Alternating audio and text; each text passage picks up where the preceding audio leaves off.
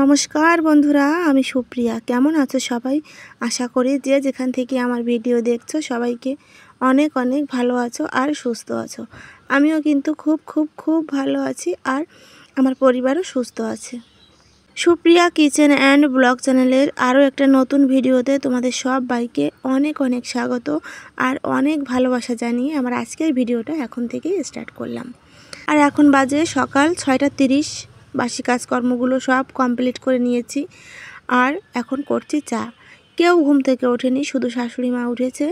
মার জন্য চাটা করে আমি রেখে দিয়েছি, গরম করে পরে খেয়ে নেবে। আর আমার জন্য শুধু 1 কাপ চা আমি করে নিলাম। এখন আমি বসে বসে শান্তি মতো একটু চা খেয়ে নেব।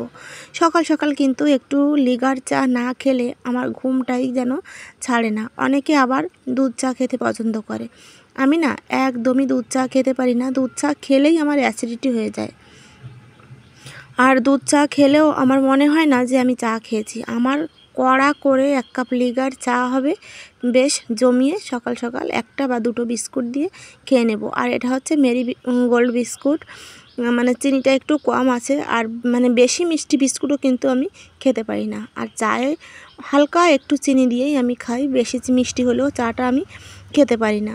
যাই হোক, নিজের জন্য 1 কাপ চা করে নিলাম। এখন আমি বসে একটু চা খেয়ে নিচ্ছি, তারপর রান্নাবান্না জোগাড় করব।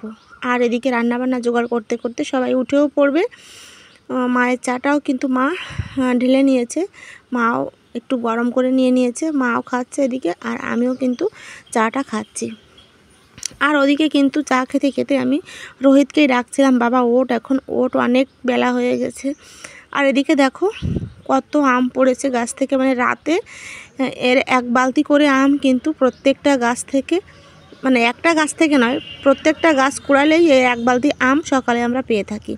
কোনো দিন মা খুঁটে নেয়, আবার কোনো দিন আমি খুঁটে নেই। যেদিন যে আগে ওঠে গাছতলায় যায় সেদিন সেই আমগুলো খোটে আর কি। আর এদিকে রাস্তা দিয়ে যাচ্ছে প্রচুর গাড়ি, প্লিজ তোমরা একটু ম্যানেজ করে নিও। আর ওই যে বড় আমটা দেখালাম, একদম ঘর থেকে বেরোলেই সামনে যে আম গাছটা, ওইটা কিন্তু ওই গাছেরই আম। যাই হোক, আমগুলো ওখানে আমি একটা বস্তা পেতে তারপর সব আম আমি ওখানেই ঢেলে রাখি। আগে গামলাতে রাখতাম, গামলাতে রাখলে দেখি এখন আমগুলো নষ্ট হয়ে যায়, তাই একটা বস্তা পেতে ওইখানেই রেখে দিই। আমগুলো এখন আর কিন্তু নষ্ট হয় না। আর যে আমটা একটু দেখি নষ্ট হয়ে গেছে বা বেশি পেকে গেছে, সেই আমটা দিয়ে কিন্তু আমি আমসত্ত্ব করে নিই। একটু তেলাপোকায় উৎপাত করে আমগুলো ওখানে রাখলে, কিন্তু কি আর করার আছে, তেলাপোকারাও তো একটু খাবে বলো। এদিকে দেখো সবজি নিয়ে আমি বসে পড়েছি, এখন সবজি কেটে নিচ্ছি। আর ওই যে দেখো মা দিল কাঁঠালের বীজ। এই কাঁঠালের বীজগুলো না আমার রোহান বেছে বেছে রেখে দিয়েছে, খোসা ছাড়িয়ে আর কি। বলেছে মা তুমি রান্না করবে, তাই মা এগুলো আমাকে এনে দিল। গতকালকেই রোহান এগুলো খোসা ছাড়িয়ে রেখে দিয়েছিল। বাচ্চা মানুষ তো, খুব তাড়াতাড়ি কিন্তু রোদে দিলে কাঁঠালের বীজের খোসাগুলো উঠে যায়, আর ওর খুব ভালো লাগে এই খোসাগুলো ছাড়াতে। যাই হোক, দেখো বেগুন কেটে নিয়েছি, এখন আলু কেটে নিচ্ছি, তারপর কাটবো পটল ভাজি করব। এই যে দেখো সব কাটাকুটা আমার কমপ্লিট। পটল ভাজি করার জন্য কেটে নিয়েছি। আর মাছ তো অনেক আগেই আমি বের করে রেখে দিয়েছিলাম, ঠান্ডাটাও ছেড়ে গেছে। আলু বেগুন দিয়ে বড়ি দিয়ে করব পাবদা মাছের তরকারি, আর আলু সেদ্ধ দেবো, আর সঙ্গে কাঁঠালের বীজও দেবো তরকারিতে, আর পটল ভাজি। এই সিম্পল মেনু আমাদের সকালে আর দুপুরের জন্য রান্না করব। চলো তাহলে রান্নাটা বসিয়ে দিই। এই যে দেখো পটলগুলো কিন্তু এক এক করে আমি ভেজে নিচ্ছি।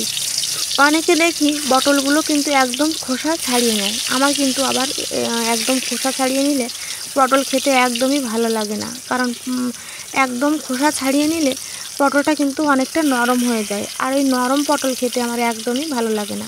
তাই আমি দেখো হালকা করে একটু একটু করেই কিন্তু খোসাগুলো তুলে নিই। আর যে সবুজ যে খোসাটা, ওটা কিন্তু আমি একদম ফেলে দিই আর কি, তুলে হালকা করে খোসাগুলো ফেলে দেই, তারপর অল্প করে একটু তুলে নিই। যাই হোক, দেখো পটলগুলো আমি কড়াইতে দিয়ে একটু ঢেকে দিয়েছিলাম, এখন আমার পটলগুলো সব সেদ্ধ হয়ে গেছে। এখন উল্টে দিয়ে তারপর একটু ভেজে নেব, কয়েকটা কাঁচা লঙ্কাও সঙ্গে ভেজে তারপর পটল ভাজিটাও নামিয়ে নেব।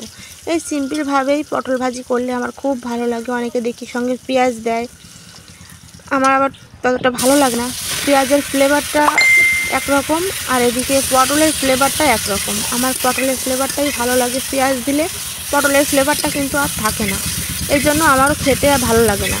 এক সাইডে পটল আর এক সাইডে ভাত। ভাতটা হতে একটু সময় লাগে কারণ হাঁড়ি ভর্তি ভাত, আর পটল ভাজিটা কিন্তু আমি নামিয়ে নিয়েছি। সেই একই কড়াইতে পটল ভাজিটা নামিয়ে নিয়ে তারপর মাছটাও ভেজে নিয়েছি, এই জন্য কড়াইটা একটু লেগেও গেছে। আর আমি তরকারিটাও সেই কড়াইতে রান্না করে নিলাম। এই যে দেখো ফাইনাল লুক, কাঁচা লঙ্কা দিয়েই রান্না করেছি। আর এই যে পটল ভাজি। এখন আমি আলু সেদ্ধটাও বের করে নিয়েছি, আলু সেদ্ধটা একটু ভালো সুন্দর করে মেখে নেব। 5-6টা কাঁচা লঙ্কা দিয়েছি, একটু পেঁয়াজ কুচি করে নিয়েছি, একটু ঝাল ঝাল করেই মাখবো। সরি, কাঁচা লঙ্কা নয়, শুকনো লঙ্কা। ঝাল ঝাল করেই মাখবো, এই জন্য বেশি করে লঙ্কা নিয়ে নিয়েছি।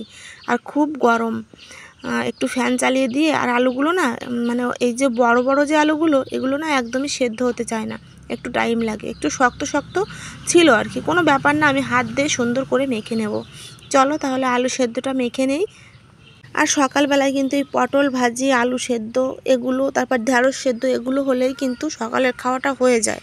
কিন্তু তোমাদের দাদাভাই ওই যে সকালে খেয়ে দিয়ে বেরোয় আর সারাদিন বাড়িতে আসে না, বিকেলে বাড়িতে আসে আর খায় না। আর সকালে একবার আর রাতে একবার, এই দুবারই ওর মানে খাওয়া পড়ে আর কি। এই জন্য সকালে তরকারিটাও একটু রান্না করতে হয়। তারপর আবার রোহিত স্কুলে যায়, সারাদিন স্কুলেই থাকে, ওরও তো একটু মানে ভাজা পোড়া সেদ্ধ এগুলো একদমই খেতে চায় না। এই জন্য সকাল সকাল তরকারিটাও আমাকে রান্না করে নিতে হয়। তারপর দেখো এই যে লেচি কেটে নিচ্ছি সবার জন্য একটা করে। যাই হোক, দেখো এই যে আলু সেদ্ধটাও আমার খুব সুন্দর করে মাখিয়ে নিয়েছি। এখন আমি চলে যাব বিছানা তুলতে। এদিকে আমার বিছানা আজকে পড়ে আছে, তোলা হয়নি, কারণ রোহান আর তোমাদের দাদাভাই অনেকটাই দেরি করে ঘুম থেকে ওঠে সকালবেলা। আর রোহিত তো একটু বই পড়ে সকালে, এই জন্য আমি রোহানকে আর ডাকি না। যদি রেখে তুলে দেই সঙ্গে সঙ্গে, কিন্তু নিজে তো মানে আমি পাশে না বসলে বই পড়তে চায় না, আর রোহিতকেও পড়তে দেয় না। এই জন্য সকাল সকাল আমি ওকে আর ডাকি না। যখন উঠবে তখন ওকে একটু বই পড়াবো, তারপর খাওয়া দাওয়া করে স্কুলে পাঠিয়ে দেব। এই দেখো সুন্দর করে আমি এখন বিছানাটা তুলে নিচ্ছি। আর আমি কিন্তু স্নান করে চলে এসেছি, স্নান করে তারপর এসেছি বিছানাটা তুলে নিতে। সারা দিনে তারপর কিন্তু আমি আর কোনো ভিডিও করিনি খাওয়া দাওয়ার পরে, কারণ বৃষ্টি হয়েছিল আর একদমই ভালো লাগছিল না ভিডিও করতে, তেমন কোনো কাজকর্মও করিনি, তাই আর ভিডিও করা হয়নি।